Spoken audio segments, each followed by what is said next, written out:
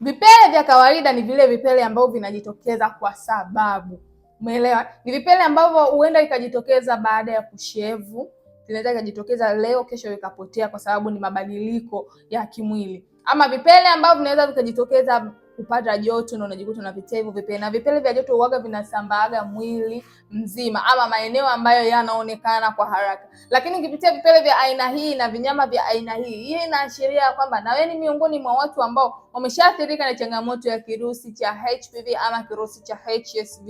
Ndio maana unaanza kuona vipele ambavyo unatoka ni vipele ambavyo vinakuwa vinajirejea mara kwa mara bila kuweza kuisha kabisa. Kwa kama na wewe ni miongoni mwa watu ambao wanapitia vile vipele vya mara kwa mara, sometimes vinakuwa vinaambatana na maumivu ama miwasho, basi hakikisha unachukua hatua mapema, kwa sababu kirusi cha HPV ni hatari zaidi kuliko kirusi cha HIV, kwa sababu kirusi cha HPV kinaweza kusababisha saratani katika hilo eneo.